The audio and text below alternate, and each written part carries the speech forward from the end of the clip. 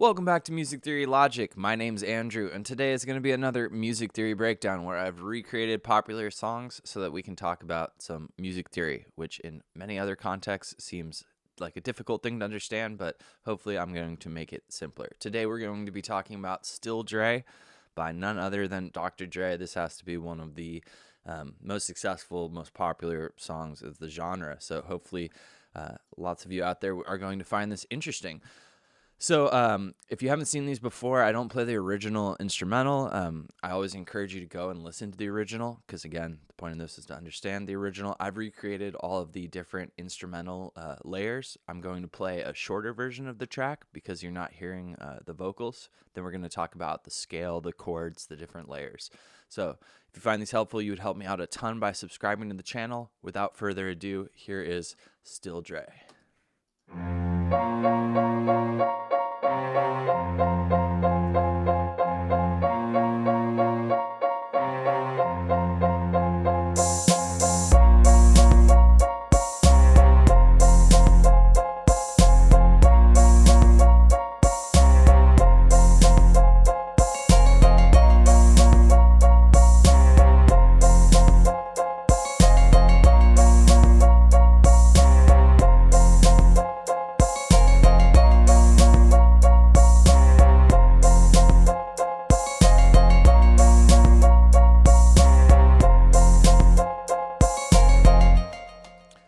Cool. So again, that's a lot shorter than the original. The arrangement's also faster. So this lead that comes in, this kind of like comes right before the first verse section, and then you hear it again before next verse, and then you hear it this fast every 2 bars in the hook sections.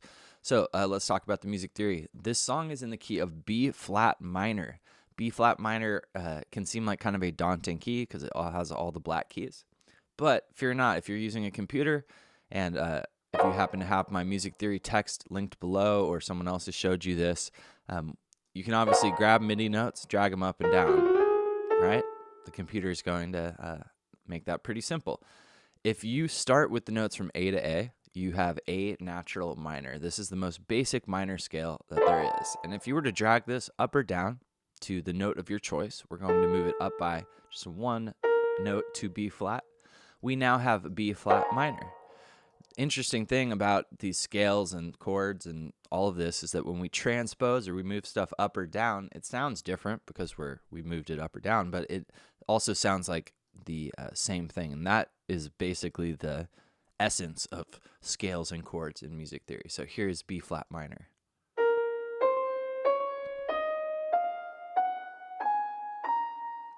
In other words, if you don't have perfect pitch, that basically sounds like A minor, just starting on a different note. So the notes we have are B flat, C, D flat, E flat, F, G flat, A flat, and B flat. So again, every black key that we have, which is 5 in an octave. So the chords that we need are the 1 chord that's created from the 1st, 3rd, and the 5th. That's the notes B flat, D flat, and F in it. We find that here. Now, the way the piano chords are voiced, these are chord inversions, and what that means is instead of the B flat, the main note, it's a B flat minor chord. Instead of that B flat being the lowest note in the piano, we hear this D flat, so the second note from the chord. We would call this first inversion. Now, this isn't actually going to matter in the end because we hear the bass line playing a B flat here, so it doesn't feel inverted in the whole texture, but this is, again, the piano voicing. The next chord is basically an F sus4 chord. Now, that's built on the 5th scale degree. That's F, has a B flat and C in it. Again, it's inverted. It's over the top note from the scale, so second inversion, or top note from the chord. Then we go to the minor 5. That's an F minor chord. That's also in second inversion. All right, those chords on their own sound like this.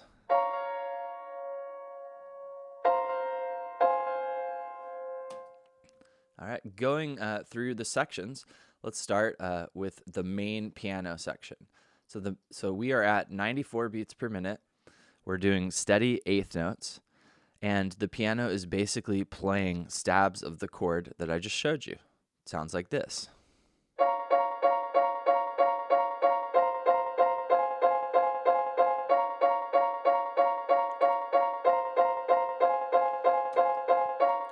All right, so again, those are the same chords. Rhythmically, we have steady eighth notes. We're on the first chord, the B flat minor, for the first 8 eighth notes. We're on that F sus4 chord for the first 3 eighth notes of the second measure.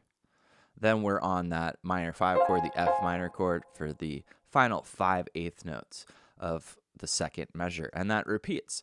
A couple important things about this: these notes aren't happening literally at the same time. We would call this a grace note. Basically, it sounds like the notes are hitting right after the other, and so I did that with the MIDI. Another thing about that lead is it sounds like very percussive. So I added, just default from Logic, the enveloper to basically play with the attack and release of the actual sound.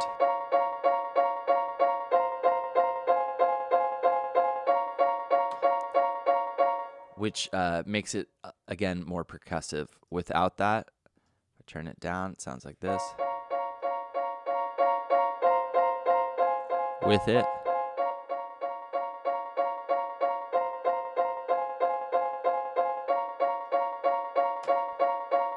you hear that percussive nature, and that brings out the delay more. Cool. The song starts with a cello. The cello is foreshadowing or playing what ultimately is the bass line. It is fundamentally the 2 measure cycle is going B flat for a half note, C for the final quarter note. This is foreshadowing the next low note in the piano. Then we go to F. This is, again, the root note of the chords, the F sus4 and the F minor chord. This then repeats. So this cello starts with what we would call a pickup. It starts before the rest of the music. It's playing the same note that it has. It's basically starting on its last quarter note of a measure and then going into the full cycle. So it starts here. It just happens before everything else. So with the cello, that sounds like this.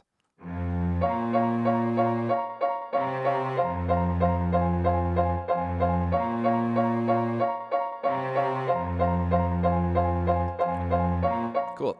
The next easiest layer to understand are the bass line and the strings. So the strings are really, really subtle in the mix. You hear them very, very softly. And they're doing parallel octaves, so these are all the same notes. And they're the same exact notes as the cello line, so it just adds to increase the texture that's going on. So here's that.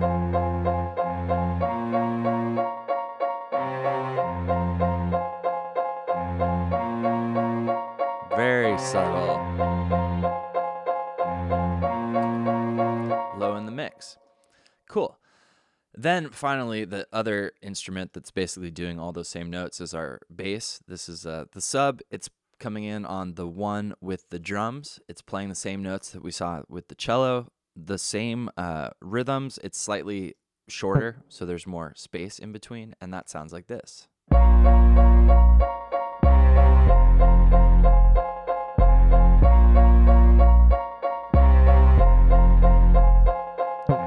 Cool. We're almost there. We just need to talk about the drums and the lead instrument. So let's go through the drums. Now, let's start by talking about the main section. So if we solo out just the drums for the main section, it sounds like this.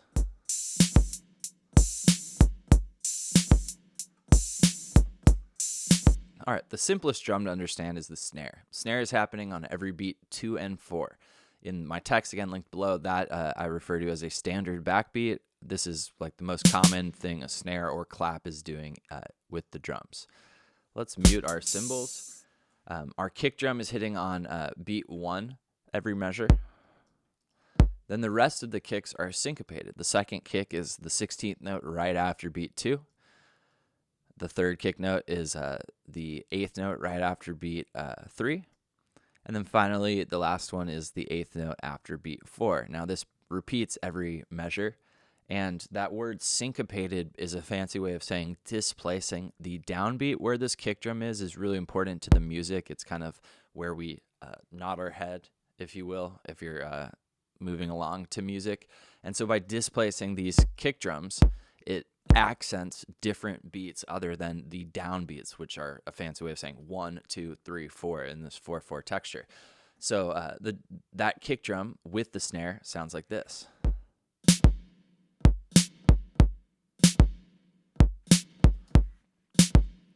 All right, cool. Then finally we have our cymbals, and our cymbals, we're using a closed hi-hat and an open hi-hat. I'm using Logic's 808 instrument, which seemed fitting since I believe the drums on that track were done with an 808, but correct me if I'm wrong. I don't know everything in this music stuff. So the pattern is going closed hi-hat, open hi-hat, closed, closed, open, closed, and then that basically repeats. So once you hear the first closed, open, you're hearing close, close, open, close, close, open, close, close, open, and that's going on eighth note pattern. Now all of these drums are swinging out slightly. I have it set the quantized to eighth notes over here, and our swing is 15. All of the drums on their own sound like this.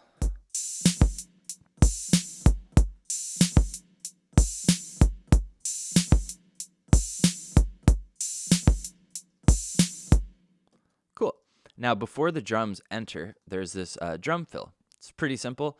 It's got our an open hi-hat, then a snare. So on the eighth note, after beat 3, right before the drums mainly come in, we get open hi-hat, snare, open hi-hat on an eighth note pattern, and then our drums come in. That sounds like this.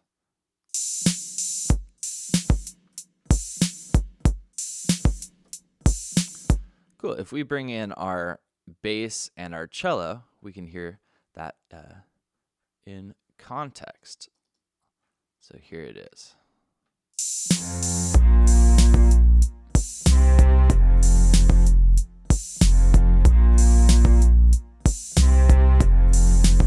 Add in our main piano section, and we've got this. Here's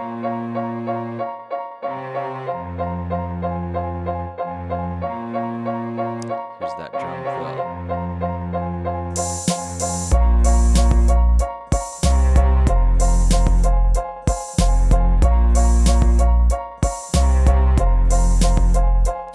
All right, so the only other section of the song to talk about is the lead.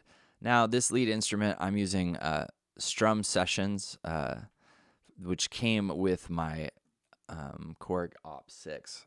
I think it's Analog Sessions is where that plugin is found, but in essence, it's sort of a guitar-ish sound. Sounds very like a plucked string in the song. So I'm using delay on that. This is a huge part of the sound. It's an eighth note delay.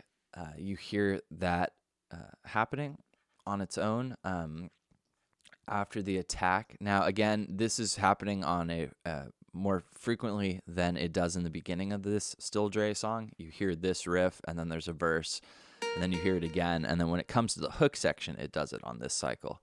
So the notes are fully in key. The notes from this melody are going from our third note, so 3, 1, 3. Both of these are in our B flat minor chord. This is also in our B flat minor chord. We're just hitting the fourth note from the scale, that E flat on the way. So the notes are going D flat, B flat, D flat, E flat, F to E flat. On 16th notes, again, swinging the eighth notes, and that on its own sounds like this. And again, the delay makes a huge deal with the sound. Without the delay, it's this. With the delay, so you start to hear this note echoing when you hear this again, and that note echoing when you hear that. So that gives it some harmony, and then it also smooths out the trail. All right, the riff changes slightly the second time you hear it in the hook. It goes D flat, E flat, F, E flat, D flat. So we don't play the B flat the second time. That in cycle sounds like this.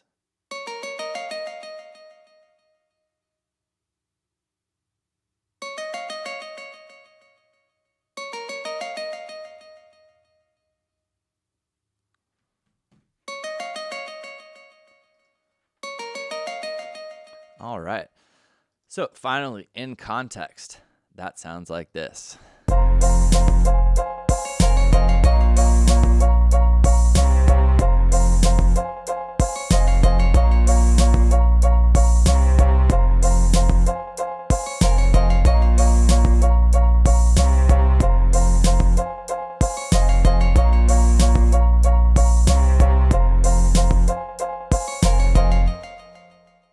All right. I hope that helped better understand Still Dre. Again, the vocals really, like all these popular songs, take it to the next level, but hopefully that helped you to better understand the instrumental, that famous piano section. On a side note, when you're playing that on the keys, that involves a bunch of black keys. And so a lot of simplified versions show it to you in the key of A minor, where we just have those white keys. So that's a one thing to remember if you watch some other videos. The original key is that B flat minor, which is slightly harder to play on the keys. But I encourage you to learn that. So if you have any questions for me, feel free to leave it in the comments. I hope you enjoyed that. You would help me out a ton by subscribing to the channel. Hit that bell for notifications so you find out when I make a new video. Thank you for hanging out. Have fun making music. Be kind to your fellow human being. And happy 2022. It's crazy to say. I'll see you next time.